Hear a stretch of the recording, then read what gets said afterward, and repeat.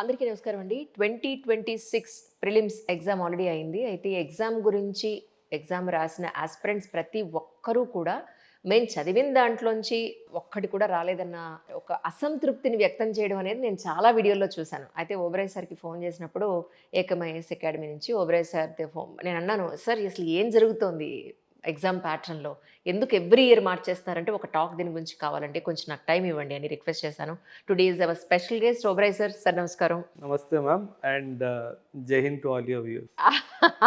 Thank you sir. Thank you so much really. మీది కూడా ఇన్‌స్టాగ్రామ్‌లో రీల్ చూసాను సార్. ఒక బుక్ ఇందాకనే ఒక రీల్ చూస్తూ డ్రైవింగ్ చేసుకుంటూ ఉంటే వింటూ వచ్చాను.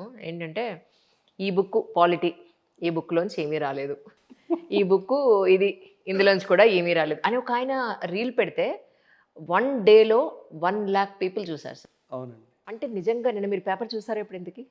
చూసారా? 100%. So what you felt exactly sir? Every coin has two sides అంటారు. కరెక్ట్. ప్రతి ఒక్క కాయిన్కి రెండు అంశాలు ఉంటాయి. మనం స్టూడెంట్స్ వైపు నుంచి మాట్లాడితే ఖచ్చితంగా ఎక్కడో అన్యాయం అయితే జరిగిందమ్మా. మీరు కూడా ఒప్పుకుంటారు? 100% ఒప్పుకుంటాను. ఎందుకంటే అమ్మా ఇప్పుడు ఒక స్టాండర్డైజేషన్ లేదమ్మా యూపీఎస్సీ ప్రిలిమ్స్ సివిల్ సర్వీసెస్ ఎగ్జామ్లో.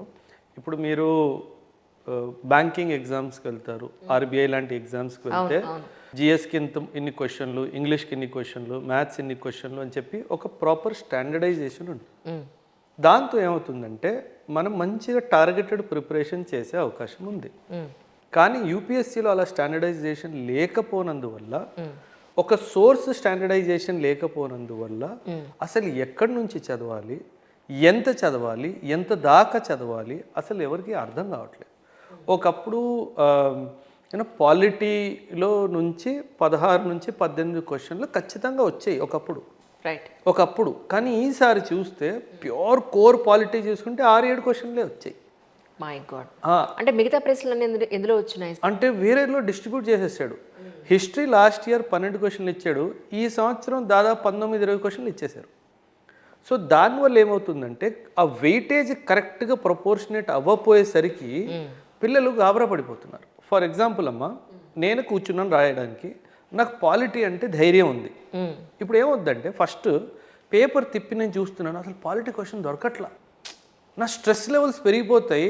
ఆ 2 అవర్స్లో మైండ్ ఫస్ట్ బ్లాక్ అవుతుంది. అసలు క్వశ్చన్ పేపర్ ఇచ్చిన తర్వాత ఏ క్వశ్చన్ మనకి రాయగలుగుతామని చూడడానికే కొంత టైం పోతుంది కదా సార్. అండ్ రెండో విషయం ఏంటంటే అమ్మా, it is race against time. Madam 46-47 పేజీలు క్వశ్చన్ బుక్లెట్ ఉంది. బా 47 పేజీలు.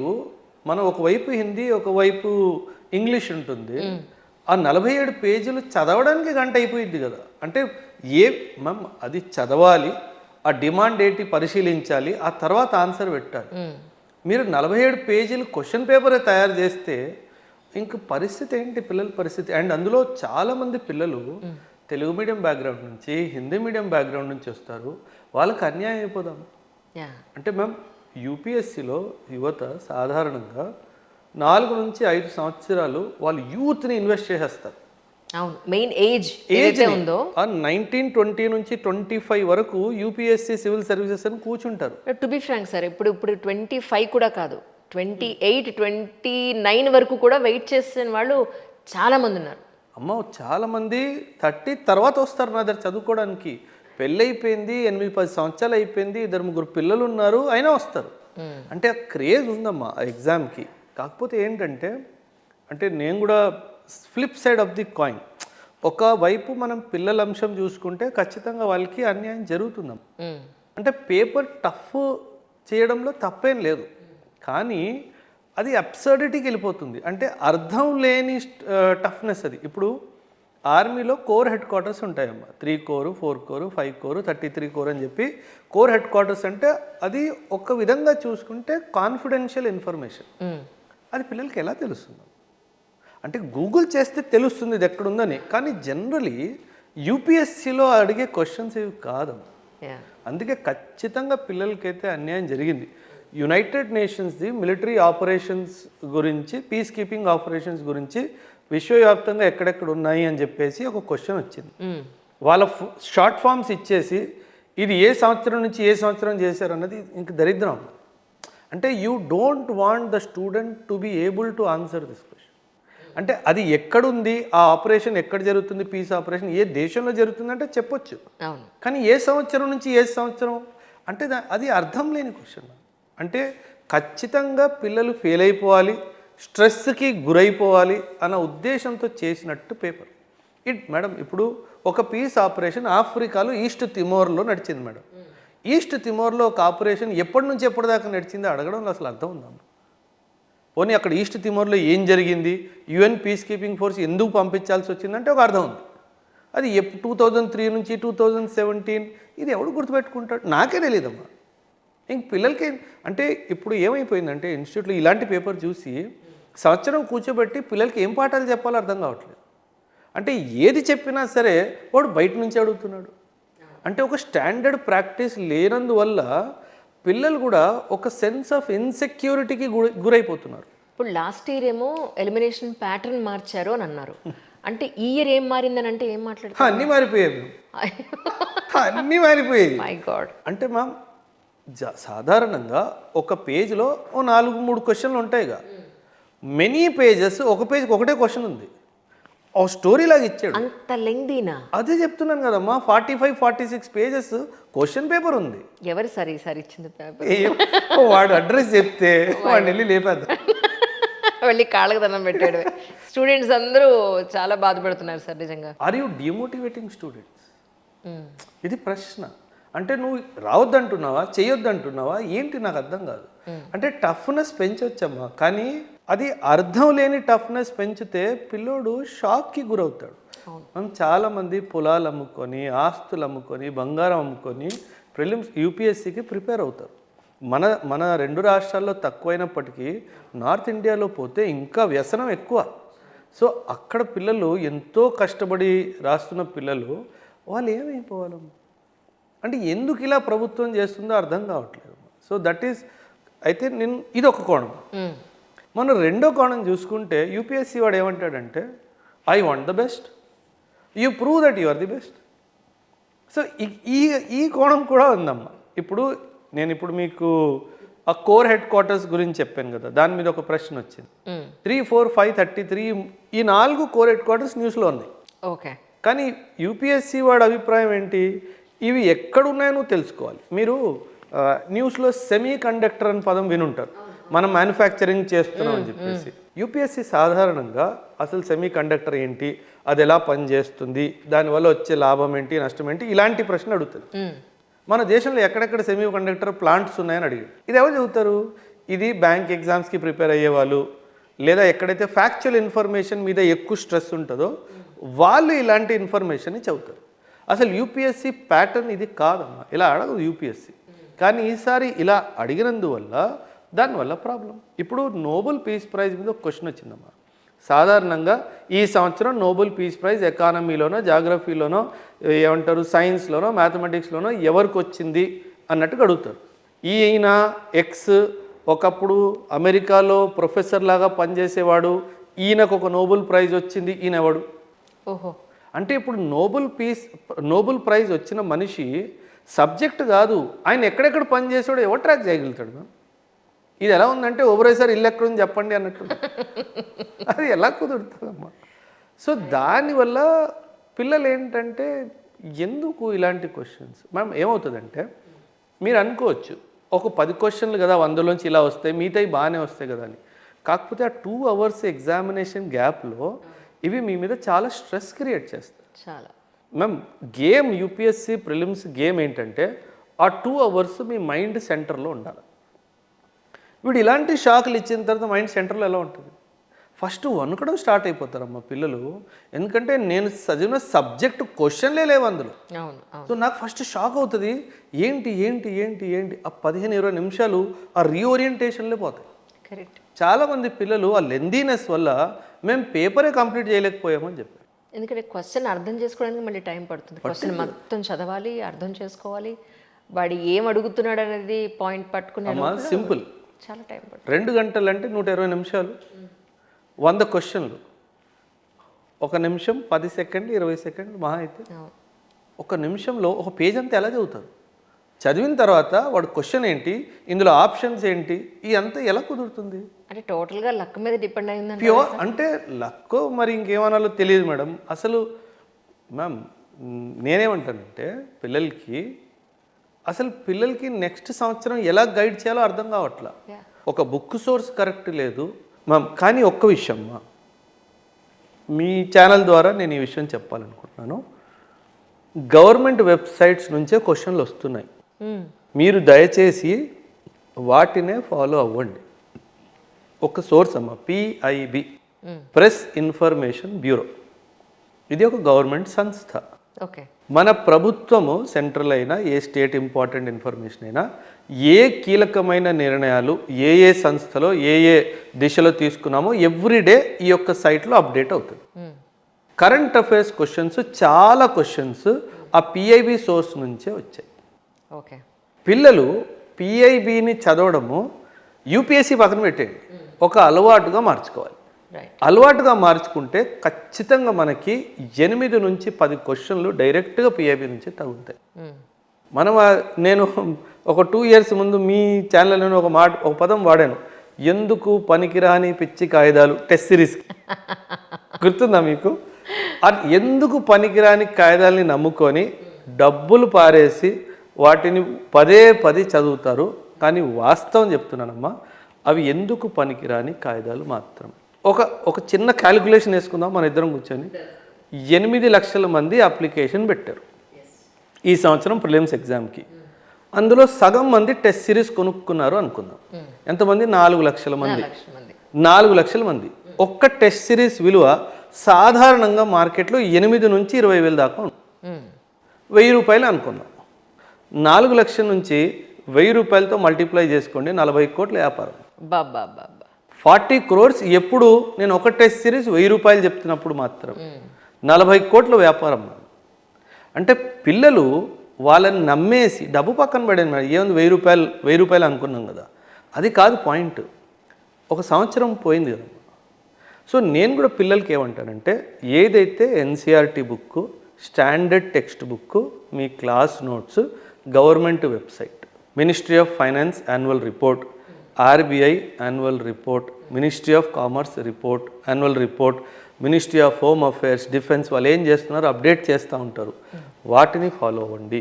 యునైటెడ్ నేషన్స్ లాంటి సంస్థ ఏం చేస్తుంది, వరల్డ్ బ్యాంక్ లాంటి సంస్థ ఏం చేస్తుంది, IMF ఏం చేస్తుంది, ఇవి ఫాలో అవ్వండి. మీరు టెస్ట్ సిరీస్ దయచేసి కొనబాకండి. ఇది నేను సిన్సియర్ అడ్వైస్ పిల్లలకి ఇస్తాను. లేదు అంటే మీరు ఇలా సంవత్సరాలు తడబడి ఇంకా ప్రిలిమ్స్ అనుకుంటూ రాస్తూనే ఉండిపోతారు. సో ఇది చేయకూడదు. నిన్న ఒక వీడియో చూశాను సార్, షీస్ ఫ్రమ్ ఢిల్లీ. అచ్చా. లిటరలీ ఏడుస్తూ వీడియో చేశారు. లాస్ట్ అటెంప్ట్ ఇది, నాకు ఇంకొక అటెంప్ట్ లేదు. నేను OC, నేను దీని మీద లైఫ్ అంతా పెట్టాను, ఎఫర్ట్స్ అన్నీ పెట్టాను, ఒక్క అటెంప్ట్ కూడా నేను క్లియర్ చేయలేదు. ఇప్పుడు నేను ఎటెళ్ళాలో నాకు అర్థం కావట్లేదు. ఇది తప్ప నాకు ఇంకొకటి తెలీదు. ఇన్ని సంవత్సరాలు ఇన్వెస్ట్ చేసేసి ఉంటుంది పాపం అమ్మాయి. మేజర్ పార్ట్ కదా సార్. She's 29 I think. మంచి పాయింట్ తెచ్చారమ్మా. ఒక మాట, అన్ప్రెడిక్టబిలిటీ చాలా పెరిగిపోయింది UPSC సివిల్స్ ఎగ్జామ్లో. నా అభిప్రాయం చెప్తున్నానమ్మా, నా వ్యక్తిగత అభిప్రాయం. ఒక సంవత్సరం ఫౌండేషన్ క్లాసెస్ అనుకుందాం. ఆ ఫౌండేషన్ క్లాసెస్ అవుతున్నప్పుడు దయచేసి ఎగ్జామ్ రాయొద్దు. ఎందుకంటే మీరు అన్ప్రిపేర్డ్గా ఉన్నప్పుడు ఒకసారి ఎగ్జామ్ రాస్తే ఫెయిల్ అవుతారు, ఖచ్చితంగా ఫెయిల్ అవుతారు. 100%. అది తెలిసి రాస్తున్నారు వీళ్ళు. ఏంటంటే ఒక అటెంప్ట్ పోతుందని సబ్ కాన్షియస్ మైండ్లో ఉన్నా దాన్ని పట్టించుకోవట్లేదా, లేదా పేపర్ ప్యాటర్న్ ఎలా ఉందో చూసేయాలని ఆత్రంతో రాసేస్తున్నారా, నాకు అర్థం కావట్లేదు. దీనివల్ల ఏమవుతుందంటే అమ్మా, జనరలీ పిల్లలు లైఫ్లో అకాడమిక్ కెరియర్లో ఫెయిల్ అవ్వరు. ఇక్కడ మొదటిసారి ఫెయిల్ అవుతారు కదా, అది వాళ్ళ కాన్ఫిడెన్స్ని దెబ్బతీస్తుంది. సో రెండోసారి ఎప్పుడైతే సీరియస్గా కూర్చొని రాయడానికి ప్రయత్నిస్తారో ఆ భయం వల్ల తెలిసినవి కూడా తప్పు పెట్టొస్తారు. సో అది ఒక సైకలాజికల్ నెగటివ్ ఇంపాక్ట్ క్రియేట్ చేస్తుంది. అండ్ దానివల్ల ఇంకో విషయం అవుతుంది, రెండోసారి మీరు ప్రిపేర్డ్ ఉన్నప్పటికీ నేను బహుశా ప్రిపేర్డ్ లేనేమో అని చెప్పి డిలే కూడా అయిపోతుంది. సో నేనేమంటానంటే పిల్లలకి ఫస్ట్ అటెంప్ట్ ఇచ్చే ముందే ఒక 18 నెలలు శ్రద్ధగా కూర్చొని మంచిగా అబ్జర్వేషన్ చేస్తూ మీరు ప్రిపేర్ అయితే కనుక 18 months టైం తీసుకోండి. ఫస్ట్ అటెంప్ట్ ఇచ్చిన తర్వాత ఇమీడియట్గా ప్లాన్ బి మీద పనిచేయడం స్టార్ట్ చేయండి. మీరు ఇప్పుడు అన్నారు కదా 29 ఇయర్స్ అమ్మాయి, అవును 29 దాకా వెయిట్ చేద్దాం, మా తప్పు చేయకూడదు. ఫస్ట్ అటెంప్ట్ 18 నెలల ప్రిపరేషన్ తోటి ప్యూర్గా ఇంకెక్కడ డైవర్జన్ లేకుండా ఇచ్చేయండి. అంత సీరియస్నెస్ కావాలి దాని మీద, అంత ఫోకస్ పెడితేనే. లేదంటే ఇప్పుడు ఎలా ఉన్నారు సార్, నేను చాలా మందిని చూస్తున్నాను కదా, నామకే వస్తే యూపీఎస్సీ ప్రిపేర్ అవుతుంది మా పిల్లలు అని చెప్పుకోవడానికి బాగానే ఉంటుంది. జర్నీ స్టార్ట్ చేస్తారు, వీళ్ళ దగ్గర సీరియస్నెస్ ఉండదు, పేరెంట్స్ వెయిట్ చేస్తూ ఉంటారు, వాళ్ళ ఎఫర్ట్స్ అన్నీ పెడుతూ ఉంటారు పేరెంట్స్, వీళ్ళు మాత్రం టైం పాస్ చేస్తూ ఉంటారు ఇక్కడ. అంటే అమ్మ పిల్లల్లో కూడాను అంటే అంటే దీనికి మళ్ళీ 2 కోణాలు. సాధారణంగా పేరెంట్స్కి ఈ యూపీఎస్సీ సివిల్ సర్వీసెస్ మీద అంత అవగాహన ఉండదు. కరెక్ట్. ఈ పేరెంట్స్ ఏమనుకుంటారంటే, వెళ్ళి సంవత్సరం అయిపోయింది కదా, నువ్వు ఇంకా రాయనంటావేంటి, అంటే నువ్వు ఇంకా చదువుకోలేదా. కాకపోతే ఈ ఎగ్జామ్కి ప్రిపేర్ అవ్వడానికి 18 నుంచి 24 నెలలు పడుతుంది అన్న అవగాహన పేరెంట్స్కి లేదమ్మా. కరెక్ట్. సో దానివల్ల ఏమవుతుందంటే చాలామంది పిల్లలు చెప్తారు, సార్ నాకు రాయాలని లేదు కానీ పేరెంట్స్ ఇబ్బంది పెడుతున్నారు, రాయమంటున్నారు, ఒక అటెంప్ట్ రాస్తే నీకు అవగాహన వస్తుంది అంటున్నారు, కానీ నాకు రాయాలని ఉద్దేశం లేదు అని అంటున్నారు. అయినా సరే పేరెంట్స్ వినట్లేదు అని చెప్పి పిల్లలు చెప్తారు. సో నా ఒక సిన్సియర్ రిక్వెస్ట్ టు పేరెంట్స్ ఏంటంటే, సాధారణంగా పిల్లలకి తెలుసు ఎప్పుడు రాయాలో. లేదు మీకు డౌట్ ఉంది అంటే, మీరు ఎక్కడైతే పాపనో బాబునో అడ్మిషన్ తీసుకున్నారో ఆ ఇన్స్టిట్యూట్కి వెళ్ళి అక్కడ ఎవరైనా మెంటర్ ఎవరైనా ఉంటే, ఒకవేళ రెగ్యులర్గా మెంటర్షిప్ స్టూడెంట్కి జరుగుతుంది అంటే, ఆ మెంటర్తో మాట్లాడిన తర్వాత మీరు నిర్ణయం తీసుకోండి అన్నది నా అభిప్రాయం. రైట్. లేదంటే అన్నెసెసర్లీ మనం మన పిల్లల్ని ఒక స్ట్రెస్కి ఎక్స్పోజ్ చేసేస్తున్నాం. దానివల్ల పిల్లలు భయపడిపోతారు. ఒక్కసారి భయం మైండ్లో వచ్చింది అనుకోండి, అది అంత త్వరగా పోదు. అవును అవును. So one has to be very calculative in UPSC preparation. ఇప్పుడు ఈ ప్రిలిమ్స్ రిజల్ట్స్ ఎప్పుడు వస్తున్నాయి సార్? సాధారణంగా ఒక 10-15 డేస్లో వస్తాయమ్మా. ఐ థింక్ మీ ఉద్దేశ ప్రకారం ఎంతమంది పాస్ అవ్వచ్చు అంటే మ్యామ్ ఇప్పుడు యూపీఎస్సీ ఏం చేస్తుందంటే మ్యామ్, వీళ్ళకి ఒక రేషియో ఉంటుంది. ఇదంతా పర్సంటైల్ బేసిస్. ఓకే. ఒకవేళ 1000 సీట్లు ఉన్నాయనుకోండి మ్యామ్, ఫైనల్ సెలక్షన్లో 1000 సీట్లు ఉన్నాయనుకోండి, వీళ్ళు 12,000 to 13,000 స్టూడెంట్స్ని పిలుస్తారు. ఇది కట్ ఆఫ్ బేస్డ్ కాబట్టి మీకు ఇంత రావాల్సిందే అని లేదు. పేపర్ 1 జిఎస్లో ముఖ్యంగా సీసాట్కి 66 మార్కులు ఉంది, కానీ పేపర్ 1కి మీకు ఖచ్చితంగా ఇన్ని మార్కులు రావాలి అని లేదమ్మా. ఎవరైతే టాప్ పర్ఫార్మర్ ఉంటారో ఆయనే బెంచ్ మార్క్ సెట్ చేస్తారు, ఆ పిల్లలే బెంచ్ మార్క్ సెట్ చేస్తారు. సో ఒకవేళ 12,000 మందిని మెయిన్స్కి పిలవాలి అని అనుకుంది అనుకోండి, 12,000 ఎక్కడ స్టాప్ అవుతుందో అది కట్ ఆఫ్ అయ్యి. This is how it is decided. So పిల్లలే బెంచ్ మార్క్ని సెట్ చేస్తారు. సో ఈసారి ప్రిపరేషన్ ఈ పేపర్ కొంచెం టఫ్ వచ్చింది కాబట్టి, అంటే 85 to 90 బ్రాకెట్లో కట్ ఆఫ్ ఉండే అవకాశం అయితే ఖచ్చితంగా ఉంది. లాస్ట్ ఇయర్ ఏమో ఇందాక మనం అనుకున్నట్టు ఎలిమినేషన్ ప్యాటర్న్ మార్చారు, టఫే అన్నారు. ఇయర్ మొత్తం మార్చేసారు, ఇయర్ టఫే ఇంకా టఫ్. ఇప్పుడు మెయిన్స్ కి ఎలా ప్రిపేర్ చేస్తారు సార్ మీరు? ఇంకో మాట చెప్పిన, ఈసారి ఎంత బాగా పిల్లలతో ఆడేసుకున్నాడంటే మేము ఫుట్బాల్ ఆడుకున్నాడు. ఎథిక్స్ అనే పేపరు సాధారణంగా మెయిన్స్లోనే ఉంది. అది అసలు ప్రిలిమ్స్ సిలబస్లో కూడా లేదమ్మా అది. అవునా? అందుకే అవుట్ ఆఫ్ సిలబస్ అంటున్నారు. ప్రిలిమ్స్ సిలబస్లో ఎథిక్స్ లేదు, కానీ ఎథిక్స్ కేస్ స్టడీస్ ప్రిలిమ్స్లా క్వశ్చన్స్ ఇచ్చాడు. నేను లాస్ట్ ఇయర్ క్లాస్లో మాట్లాడుతూ, ఒరే యూపీఎస్సీని నమ్మకండ్రా, యూపీఎస్సీ మీతో ఫుట్బాల్ ఎథిక్స్ కానీ ఎస్ఏ కానీ ఈ డైమెన్షన్లో కూడా మీతో ఏదో విధంగా క్వశ్చన్లు అడుగుతారా, జాగ్రత్తగా చదువుతారు వచ్చింది అండ్ అనగానే 3 క్వశ్చన్లు రాగానే పిల్లలు బయటకు వచ్చి, సార్ మీ నాలుగులో ఏదో ఉంది సార్ మాట్లాడవాకండి మీరు అని చెప్పారు. సో కానీ దానివల్ల ఏమవుతుందంటే, సాధారణంగా ethics is you can come to answer, ఈజీగా వస్తుంది. సో చాలా మంది పిల్లలకి కరెక్ట్ ఆన్సర్ వచ్చే అవకాశం ఉంది. సో అక్కడ 6 మార్కులు ఈజీగా లభిస్తాయి కాబట్టి మళ్ళీ కట్ ఆఫ్ పైకి వెళ్ళే అవకాశం ఉంది. My God. అంటే ఎక్కడైతే రెగ్యులేట్ అయిపోవాలో because of the toughness of the paper, ఈ 6 మార్కుల వల్ల మళ్ళీ అక్కడ 90 దాటిద్దామో అని అనిపిస్తుంది. అలా అయితే ఇప్పుడు ప్రిలిమ్స్ ఇలా ఉంది, మెయిన్స్ ఎలా ఉండబోతుందని మేము అనుకుంటున్నారు sir? Madam, UPSC full form union public service commission, కానీ నేను పెట్టిన full form unpredictable service commission. వాడిని అసలు మనం ప్రొడిక్ట్ చెయ్యలేము. అంటే ఇందాక గెస్ట్ చేసిన సందర్భాల్లో అలా ఏమన్నా 1-2 ఏమన్నా పాపం ఏమన్నా యూజ్ అవుతుందేమో పిల్లలకి అంటున్నారా? మేడం, సైన్స్ అండ్ టెక్నాలజీలో మనము న్యూక్లియర్ టెక్నాలజీ కానీ డిఫెన్స్ టెక్నాలజీ కానీ వీటి మీద మనకి ఖచ్చితంగా క్వశ్చన్స్ వచ్చే అవకాశం. పాలిటీ మనం తీసుకుంటే office of the governor, office of the chief minister, vice president, so ఇలాంటి ఆఫీసెస్ చాలా ఖచ్చితంగా న్యూస్లో ఉంటున్నాయి. అండ్ సుప్రీంకోర్టు కూడా చాలా విషయాల్లో న్యూస్లో ఉంది. సో ఇవన్నీ డైమెన్షన్ తీసుకుంటే ma'am actually mains paper guest చేయడం చాలా సులువు, ప్రిలిమ్స్ గెస్ట్ చేయలేం. కానీ మెయిన్స్ ఎందుకంటే అది ఇష్యూ బేస్డ్ కాబట్టి ఖచ్చితంగా అది ఏదో ఒకటి అడుగుతాడు. ఒక పాలిటీ తీసుకుందామమ్మా, లాస్ట్ 1 yearలో ఒక 100 issues ఉన్నాయి అనుకుందాం, వాడు దాన్ని బయట అడగడు. కరెక్ట్. ఎందుకంటే వాటి నుంచి అడగాలి కాబట్టి మనకు ఒక బేసిక్ ఐడియా వచ్చేస్తుంది, వీడు ఇక్కడ నుంచి అడగబోతున్నాడు అనేసి.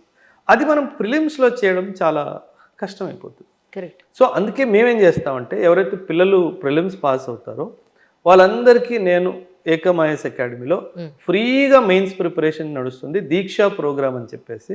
అండ్ దీని తర్వాత కంప్లీట్ ఇంటర్వ్యూ గైడెన్స్ ప్రోగ్రామ్, వాళ్ళు ఢిల్లీకి వెళ్ళి ఇంటర్వ్యూ ఇచ్చేంత వరకు మొత్తం కంప్లీట్ ఫ్రీగా సపోర్ట్ నేనే చేస్తాను. గత 3 సంవత్సరాల నుంచి చేస్తున్నానమ్మా. అండ్ మంచి ఫలితాలు వస్తాయి. ఒక బ్లైండ్ స్టూడెంట్ ఏదో మీ దగ్గర నుంచి వెళ్ళిన నార్త్ నుంచి వచ్చిన అబ్బాయి, పట్నా అబ్బాయి అమ్మా. ఇన్ఫాక్ట్ మ్యామ్ చూడండి, సి నేను ఎప్పుడు ఇది ఐ బిలీవ్ స్ట్రాంగ్లీ అమ్మా, మనం పడిన కష్టంలో నిజాయితీ ఉంటే దేవుడు ఖచ్చితంగా మనకి తోడుంటాడు. రవిరాజ్ అనే అబ్బాయి హీజ్ అ బ్లైండ్ స్టూడెంట్ అమ్మా, 2 కళ్ళు కనిపించవు. ఆ అబ్బాయికి ఆల్ ఇండియా 20th ర్యాంక్ వచ్చిందమ్మా, 20. అంటే it did not happen in the history of UPSC ఇప్పటి వరకు. లాస్ట్ ఇయర్ ఎలిమినేషన్ ప్యాటర్న్ మారినా కూడా 20th ర్యాంక్ వచ్చిందండి. 20 ర్యాంక్.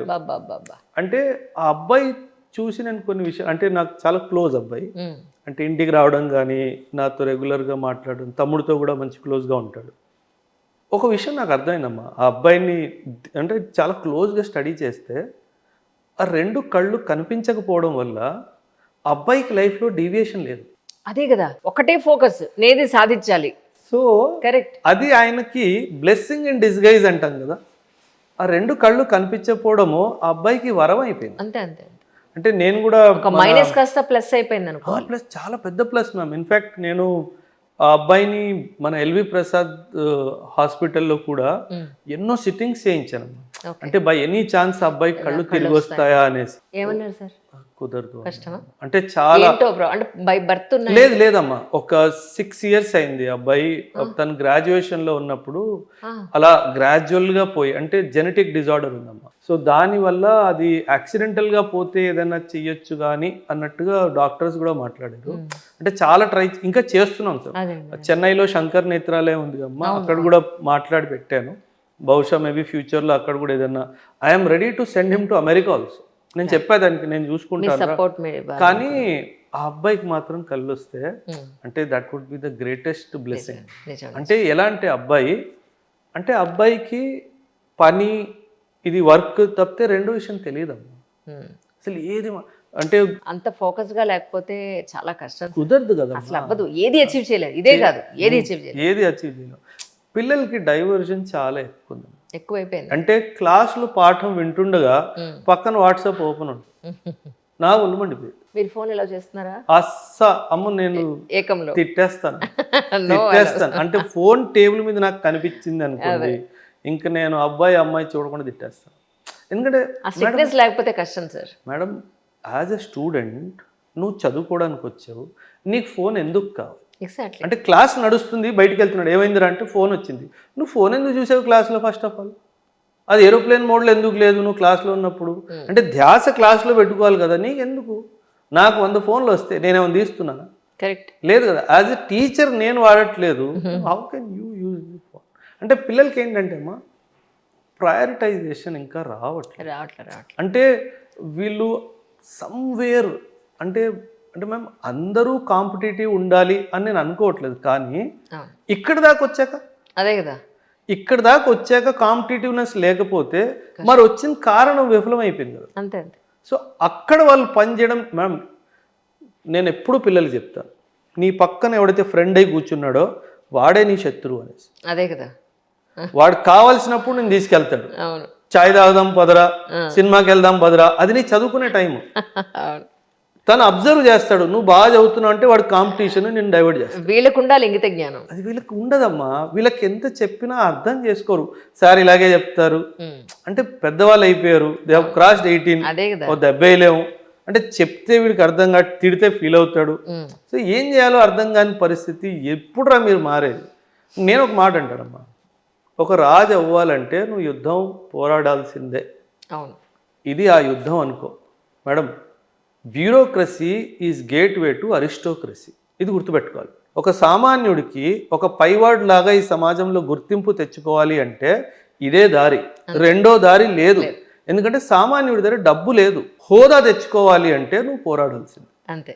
నువ్వు పోరాడితేనే నీ ఫ్యామిలీకి జరిగిన అన్యాయము, అవును. నీకు తరతరాలుగా జరుగుతున్న అన్యాయము, దాని నుంచి నువ్వు బయటికి రావాలంటే ఆ బాధ్యత నువ్వు నీ షోల్డర్స్ మీద తీసుకొని నువ్వు 2 సంవత్సరాలు కూర్చోవాలి.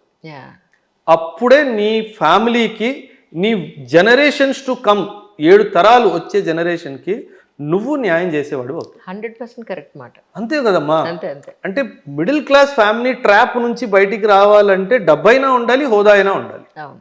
హోదా రావాలంటే యూపీఎస్సీ దారి. అందుకే కదా జనాలు నార్త్ ఇండియాలో ఎందుకు అంత పిచ్చోళ్ళ చదువుతున్నారు. అవును, నార్త్ సైడ్ అసలు మామూలు కాదు సార్. మేడం 8 సంవత్సరాలు 9 సంవత్సరాలు ఒక ఘోర తపస్యలా కూర్చుంటారు. So that is where madam. ఇప్పుడు మీరు గత 10-15 రోజుల నుంచి ఇప్పుడు మ్యామ్ అంటే బీటెక్ కాలేజెస్ గురించి తప్పుగా మాట్లాడాలి అన్నది నా ఉద్దేశం కాదు, కానీ వాస్తవం చెప్తున్నానమ్మా. Campus placement జరిగిద్దా? బాగానే ఉంది. ఆఫర్ లెటర్ ఇస్తారు, జాయినింగ్ లెటర్ ఇవ్వరమ్మా. ఇది పెద్ద స్కామ్. అయ్యో. ఆ కాలేజ్ వాడు వాళ్ళు భుజాలు తరుముకుంటారు, మేము ఆఫర్ లెటర్ తెప్పించాం 100% ప్లేస్మెంట్ అంటాడు. పిల్లలు సంవత్సరాలు తడబడి వెయిట్ చేస్తున్నారు, జాయినింగ్ లెటర్ లేదమ్మా. టూ మచ్ కదా. అంటే ఎంత ఫేక్ ఏది? Fake. That is what I'm saying. ఆ జాయినింగ్ లెటర్ ఇవ్వని ఆఫర్ లెటర్ కి ఏం చేసుకోమంటారు? ఏమైనా జీవిస్తున్నాడు వాడు? నామకే వస్తే ఇవ్వడమే అంతే. సంవత్సరం తర్వాత నో ప్లేస్మెంట్స్. మ్యామ్ వేల మంది ఉద్యోగాల్ని అసలు మార్కెట్లో ఇన్ఫర్మేషన్ రాకుండా రోజుల తరబడి తీసేస్తున్నారమ్మా. పిల్లలు గవర్నమెంట్ జాబ్ తెచ్చుకుంటేనే మీకు స్థిరత్వం ఉంటుంది. అది యూపీఎస్సీ సివిల్ సర్వీసెస్ అని నేను అనట్లేదమ్మా. నువ్వు గ్రూప్స్ రాసుకో, గ్రూప్ 1 రాసుకో, గ్రూప్ 2 రాసుకో, డిపార్ట్మెంటల్ ఎగ్జామ్స్ రాసుకో, బ్యాంకింగ్ సర్వీసెస్ రాసుకో, పబ్లిక్ సెక్టర్ అండర్టేకింగ్స్ రాసుకో, ఏదైనా రాసుకో. కనీసం ఒక చిన్నదైనా సరే నువ్వు గవర్నమెంట్ జాబ్ తెచ్చుకుంటే అది నీకు స్థిరత్వాన్ని ఇస్తుంది. ఒక్కటి తెచ్చుకున్న తర్వాత నీకు ఏమైనా పెద్దది చేయాలనిపిస్తే నువ్వు చెయ్యి, నీకు ప్యారలల్గా బిజినెస్ చేయాలనిపిస్తే నువ్వు చెయ్యి. కరెక్ట్. కానీ ఆ సాఫ్ట్వేర్ జాబులమ్మా ఎక్కడ లేని రోగాలు, ఎక్కడ లేని తప్పుడు అలవాటులు ఇవన్నీ వస్తున్నాయి. ఇప్పుడు వయసు బాగుంది, అంతా బాగానే నడుస్తుంది, 5-6 సంవత్సరాలు. ఒక్కసారి పెళ్ళైనప్పుడు మీకు అన్ని విషయాలు అర్థమవుతాయి, స్ట్రెస్ పెరుగుతుంది చాలా. అప్పుడు మీకు ఎక్కడికి వెళ్ళాలో తెలియదు. It leads to suicidal tendencies and everything. Drug abuse చాలా. అసలు ఎంతమంది సాఫ్ట్వేర్ ఎంప్లాయీస్ డ్రగ్ అబ్యూస్లో దొరుకుతున్నారు. అదే కదా. సో ఇదంతా మీరు గుర్తించి ఒక మంచి ప్లాన్ గీసుకొని ఒక 4-5 సంవత్సరాలు నేను ఇది చేయాలనుకుంటున్నాను, నేను ఇది చేయాలనుకుంటున్నాను, ఒక ప్లాన్ గీసుకొని చేస్తే లైఫ్ సెట్ అయిపోతుంది. కరెక్ట్. 100% కరెక్ట్. కానీ కౌన్సిలింగ్ చేసేవారు లేరు పిల్లలకి. కాలేజెస్ వాళ్ళు కౌన్సిలింగ్లో ప్రాపర్గా వీళ్ళు ఇన్వెస్ట్మెంట్ చేయట్లేదు. పిల్లలకి ఏం కావాలో అది ఎవ్వరు అడగట్లేదు, కావాల్సింది ఎవరు ఇవ్వట్లేదు. That is where we need to. ఇప్పుడు బీటెక్ ఏదైతే జరుగుతుంది కదమ్మా, అంటే నేను మేబీ ఈ వీడియోని కొందరు కాలేజ్ వాళ్ళు కూడా వింటారేమో అని అనుకుని చెప్తున్నానమ్మా. చెప్పండి. ఈ బీటెక్ చేయించే వాళ్ళు బీటెక్తో పాటు ఇంటిగ్రేటెడ్గా ఏదో ఒక కాంపిటేటివ్ ఎగ్జామ్ కూడా పిల్లలకి ప్యారలల్గా ప్రిపేర్ చేయించాలి. పొద్దున్న 9 గంటల నుంచి 8 గంటల నుంచి సాయంత్రం 5 వరకు బీటెక్ కాలేజ్లో కూర్చోబెట్టుకుంటారు. అందులోంచే టైం తీసి 1 గంట 2 గంటలు ప్రతిరోజు ఒక 2 అవర్స్ ఏదో ఒక కాంపిటేటివ్ ఎగ్జామ్స్కి బీటెక్తో పాటే వీళ్ళు ప్రిపరేషన్ చేయించేస్తే వీళ్ళు గ్రాడ్యుయేషన్ అయిపోయాక మళ్ళీ కూర్చొని ప్రయత్నించాల్సిన అవసరం ఉండదు. కరెక్ట్. అబ్సల్యూట్లీ. సో అప్పుడు ఖచ్చితంగా ప్రభుత్వం అయినా తీసుకురావాలి, లేదా ఆ కాలేజ్ సంస్థ అయినా వాళ్ళంతా వాళ్ళే ఇది తీసుకొని వస్తే ఖచ్చితంగా పిల్లలకి న్యాయం జరుగుతుంది. ఇప్పుడు మెయిన్స్ దృష్టిలో పెట్టుకుని ఆస్పిరెంట్స్కి మరి మీరు ఏమి చెప్తారు అంటే ఏమంటారు సార్? అంటే మేడం ఒకటే స్టాండర్డ్ స్టేట్మెంట్, మెయిన్స్ ఎప్పుడైనా మెయిన్స్ 1750 మార్కులమ్మా. 1750 మార్కులు. కరెక్ట్. ఇందులో 3 సబ్జెక్టులు 1000 మార్కులు. Ethics, essay optional. Ethics 250, essay 250, optional 500 మార్కులు. ఓకే. అంటే టోటల్గా ఎన్నో సబ్జెక్ట్స్ ఉన్నా కేవలం 3 సబ్జెక్ట్స్కి 1000 మార్కులు. సో మీరు మీ తెలివిని ఉపయోగించి ఈ 3 సబ్జెక్ట్స్ మీద అతి ఎక్కువగా కాన్సన్ట్రేట్ చెయ్యండి. సో మెయిన్స్ మారదంటారా ఈ సంవత్సరం లాగా? ఇవి తీసేసి అవి ఇంకోటి ఏదో పెట్టి మేడం పిల్లలకి ఒకటే మాట, sir prepare for the best yeah but be prepared for the worst. Worst prepare for the best but at the same time be prepared for the worst. Yeah నీకు అంటే మ్యామ్ మెయిన్స్ అంత ఇబ్బంది రాదమ్మా, అదే ఎందుకంటే అది ఆలోచించి రాసేది కాబట్టి, గుర్తుపెట్టుకొని రాసేది కాదమ్మా మెయిన్స్. అవును అవును అప్పటికప్పుడు ఆలోచించి రాసేది కాబట్టి ఇంత చదువుతారు కదా, ఏదో ఒకటి రాసి వస్తారు. కరెక్ట్. ప్రిలిమ్స్లో ఏంటంటే నీకు ఖచ్చితంగా తెలిసి ఉండాలి. సో అక్కడ ప్రాబ్లం వస్తుంది. ఐ డోంట్ థింక్ మెయిన్స్లో పిల్లలకి అంత. కాకపోతే మన పిల్లలకి ఒక ప్రాబ్లం ఉందమ్మా. ఆ ప్రాబ్లం ఏంటంటే వీళ్ళు బాగానే చదువుతారు, అంత బాగానే ఉంది, వీళ్ళకి రాయడం రాదు, మాట్లాడడం రాదు. చదువుతారు, పుస్తకాలు చదివేస్తారు. అవును. ఒరే ఒక లెటర్ రాయరా, అప్లికేషన్ లెటర్ రాయరా అంటే రాయడం రాదు. కష్టం. And mains is all about expression in writing. Yes sir. So ఎవరైతే ఫ్యూచర్లో చేయాలనుకుంటున్నారో, ఇప్పుడు ఇంకా లేట్ అయిపోయింది, ఆల్రెడీ ప్రిలిమ్స్ అయిపోయింది కాబట్టి, కానీ ఫ్యూచర్లో ఎవరైతే చేయాలనుకుంటున్నారో, మా గురువు గారు చెప్పారమ్మా, నేను ఎవరి దగ్గర అయితే నేర్చుకున్నానో చదువు, ఆయన ఒకటే మాట, నన్ను ఎస్పీ అని పిలిచేవాడు. ఎస్పీ, నా పేరు సంత్ ప్రకాష్, ఎస్పీ అని పిలిచేవాడు. ఎస్పీ, అగర్ తెరకు ర్యాంక్ 1 లానా హై, డే 1 సే your target has to be the mains and interview, not prelims అని. సో డే 1 నుంచి ఎక్కడైతే మార్కులు అధికంగా ఉన్నాయో ఆ డైమెన్షన్ మీద మీరు పని చేయడం మొదలు పెట్టండి అన్నదే నాకు. That's amazing. సో ఈ సంవత్సరం ఎవరైతే మెయిన్స్ రాస్తున్నారో, ఇమీడియట్గా రిజల్ట్స్ వచ్చే ముందు 15 రోజుల్లో, నెక్స్ట్ 10-12 డేస్లో ఎథిక్స్ ఎస్సే రివిజన్ అయిపోవాలా. ఆప్షనల్ కనీసం ఏదో ఒకటి పేపర్ 1 కానీ పేపర్ 2 కానీ క్విక్ రివిజన్ అవగొట్టేస్తే ఆ తర్వాత మిగిలిన సబ్జెక్ట్స్కి మీరు న్యాయం చేయొచ్చు. ఎక్కువ టైం లేదు, మళ్ళీ మనకి ఎగ్జామ్స్ 2.5 months టైమే ఉంది కాబట్టి. అవును. బట్ ఏదైనా ప్రిలిమ్స్ పాస్ అయిన వాళ్ళకి ఈ సంవత్సరం ఎస్పెషల్లీ మెయిన్స్ మీరు అనుకున్నట్టుగా లేదా మీరు ప్రిపేర్ అయినట్టుగా రావాలని మనస్ఫూర్తిగా కోరుకుంటున్నాం. నేనైతే ఖచ్చితంగా, ఎందుకంటే ఈ బ్యాక్గ్రౌండ్లో ప్రిలిమ్స్ పాస్ అయిన వాడు ఖచ్చితంగా మెయిన్స్ రాయడానికి అర్హుడు. అంటే ఇంత టఫ్ వచ్చినా, ఇంత ఇబ్బందులు వచ్చినా, ఒక student pass he deserves to right dum. And అలాంటి పిల్లలకి హెల్ప్ చేయడానికి నేను కానీ ఏకమాయిస్ కానీ ఆల్వేస్ అవైలబుల్. రూపాయి చిల్లి గవ్వ కూడా తీసుకోవాలి. ఈ దీక్ష ప్రోగ్రామ్ నుంచి గత 3 సంవత్సరాల నుంచి యావరేజ్ గా చెప్తున్నాను మేడం, మన స్టేట్ నుంచే 5 నుంచి 6 ర్యాంకులు ఇస్తున్నాను. వస్తాయి. వస్తే మాత్రం మాకు చెప్పండి. నెక్స్ట్ ఇయర్ మన స్టూడెంట్స్ ఇంటర్వ్యూ చేసే అవకాశం నాకు కూడా ఇవ్వండి. ఖచ్చితంగా. Thank you so much sir. Thank you very much. Thanks for calling.